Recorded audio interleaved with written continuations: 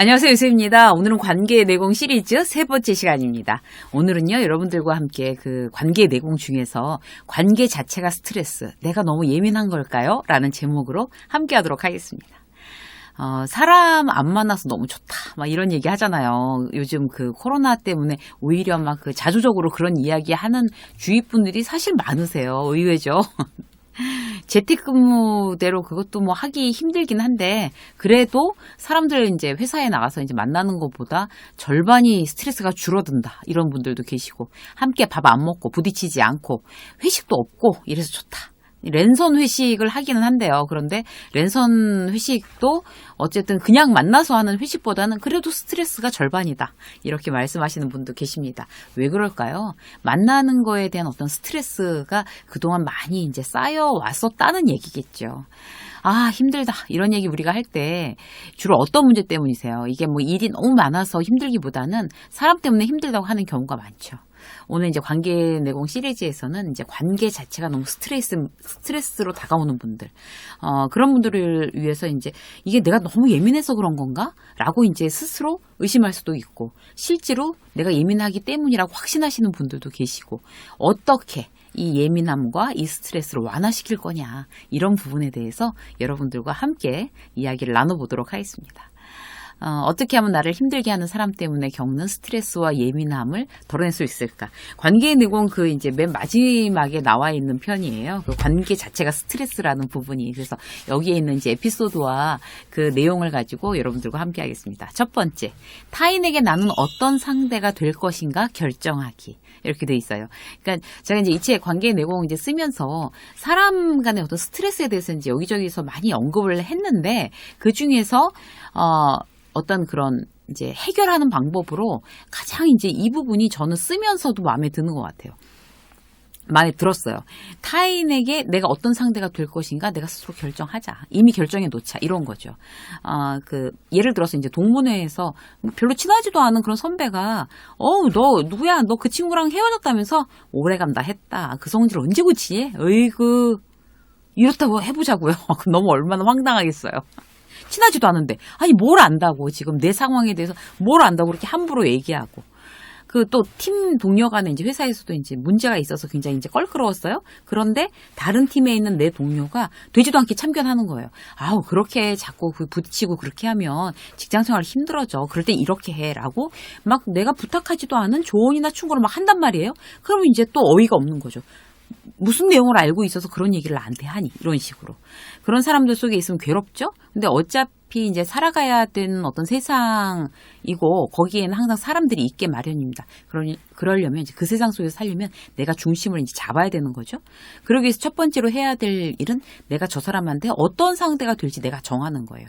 예를 들어서 이제 나는 친절하고 배려심이 많은 사람이지만 상대가 선을 넘어 들어오면 즉시 경고하고 사과를 요구하는 그런 원칙을 가진 사람이라든가, 아니면 나를 만만히 보고 감정적으로 휘둘르려고 하는 사람한테는 그럼 나는 어떻게 해야 될까? 여유 있게, 그러나 단호하게 상대가 지금 잘못하고 있다는 거를 지적한다는 거죠. 그래서 내가 어떤 상대가 될 건가를 미리 정해놓는 거하고 그렇지 않은 거하고 굉장히 달라져요. 이렇게 이제 내가 원하는 나를 미리 이제 딱 설정해 놓으면, 그리고 이제 그 원칙에 따라서 이제 행동하면 되는 거죠.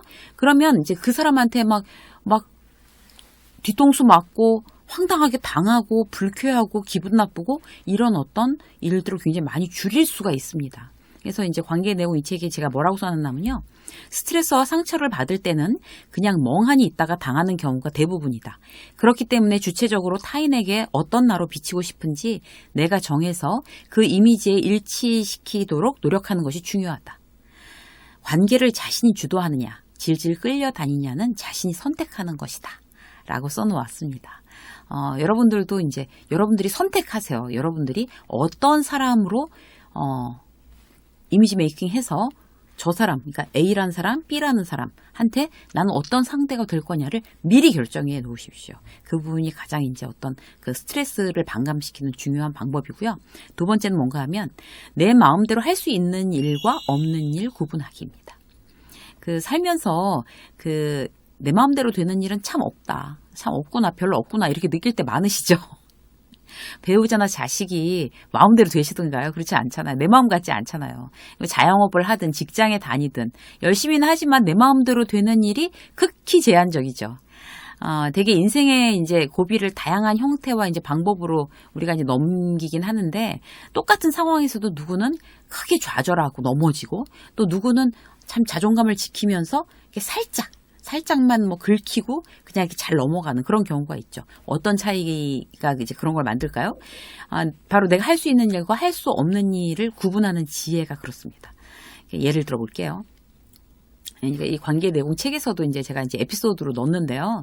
회사에서 이제 상사한테 어떤 스트레스를 받잖아요. 막 나한테 함부로 하고, 막 뭐라 그러고, 막 이러면은, 거기에 대해서 내가 정말 남들은 저렇게 듣고도 뭐 아무렇지도 않게 밥 먹고 오고, 뭐, 또 가서 뭐, 팀장님, 부장님 해가면서 뭐, 하하호호 막 이러고 있고. 그런데 나는 저렇게 모욕적인 얘기를 한번 듣고 나면, 정말 쳐다도 보기 싫고, 막 내가 너무 힘든 거죠. 그 관계에 대해서 너무 스트레스 받는 거예요.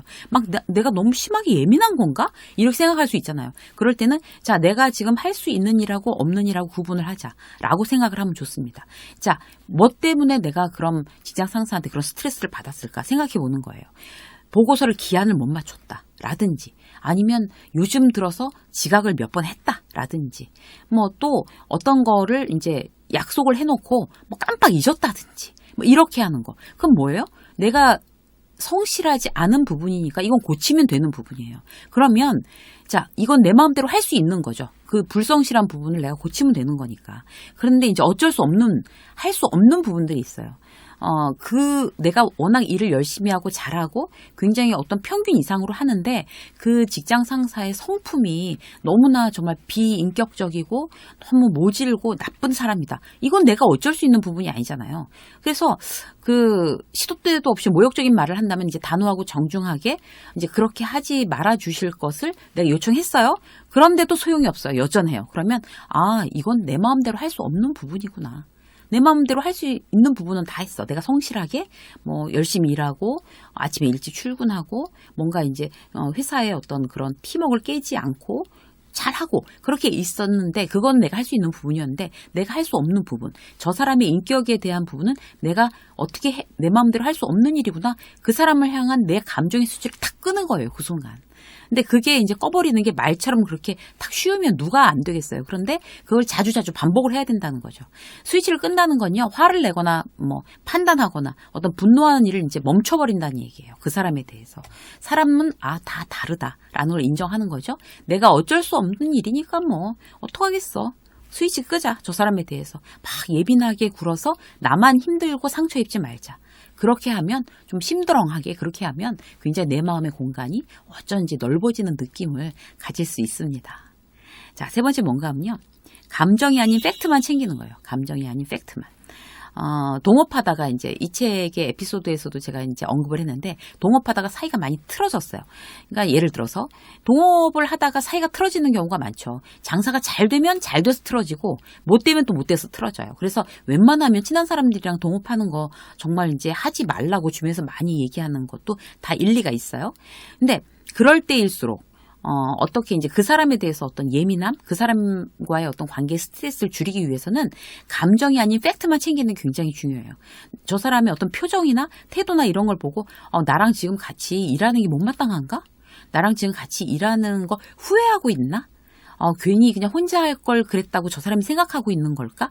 라고 추측하지 말자는 거죠. 팩트만 얘기를 하자는 거죠. 그러니까 저 사람에 대해서 만약에 그런 의심이 들면 가서 물어보는 거예요. 이만저만한 일로 요즘 굉장히 힘들어하는 것 같은데 어떤 나한테 진짜 뭔가 이렇게 좀 고쳐줬으면 하는 일 있으면 얘기를 해라. 그런 부분이 굉장히 불편하다. 라든지 그 사람의 입을 통해서 직접 듣는 그 다음에 어떤 누구라도 알 수 있는 어떤 팩트에 근거해서 그 사람과의 관계를 유지해 나가는 거, 이게 그 사람과의 관계를 깨지 않고 스트레스를 덜 받고 내가 예민해짐을 줄일 수 있는 방법입니다. 감정적인 추측을 철저히 배제하고 오로지 팩트만 챙기는 그런 습관이 아주 중요하다고 할 수 있죠. 예민한 분들은 예민할수록 더. 자, 마지막으로 한 가지만 더 볼까요? 꾸준한 마음 운동을 하는 거예요. 우리가 유난히 발목이 약한 사람이 있어요. 그러면 이제 편한 신발 신어야 되죠. 막 발목이 약한데 막 하이힐 신고 다니고 이러면 더 자주 다칠 수가 있잖아요. 마음도 마찬가지인 것 같아요. 유난히 마음 잘 다치는, 마음 삐고 막 삐끗하고 이런 사람들이 있어요. 그럼 그 예민해서 그런 거예요. 그런데 몸이 약하면 이제 운동 열심히 해야 되는 것처럼 마음이 약하면 더 집중해서 이제 마음 근육을 튼튼히 하는 우리가 훈련들을 해야 되는데요. 주변에 이제 제일 좋은 방법으로는 주변에 긍정적이고 좋은 사람들을 포진시키는 거예요. 없으면 영상이나 글을 보는 거죠.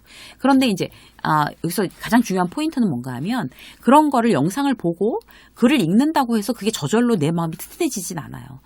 그런 걸 보고 내가 이제 메모하고 내 생각을 같이 적고 내가 이제 실천해야 될 일들을 같이 이제 써보고 어떤 이런 거를 하면 그게 이제 꼭꼭 씹어서 내 것으로 소화시키는 그런 방법이 되는 거거든요. 그래서 꼭꼭 씹어서 소화시키는 그 방법까지 해야 내가 이제 마음 근육을 튼튼하게 하는 이제 어떤 그런 아주 효과적인 그런 이제 노력들이라고 할 수가 있습니다. 마음이 튼튼하면 어떤 관계라도 이제 건강하게 살려낼 수가 있잖아요. 그래서 너무 예민하고 관계에 대해서 스트레스를 받는 분들은 이 네 가지를 활용하셔서 좀 더 내가 좀 편안해지고 그다음에 스트레스도 줄이고 그런 어떤 여러분들의 행복한 일상이 되셨으면 좋겠습니다. 관계의 내공 시리즈 3번째 여기서 마치겠습니다. 고맙습니다.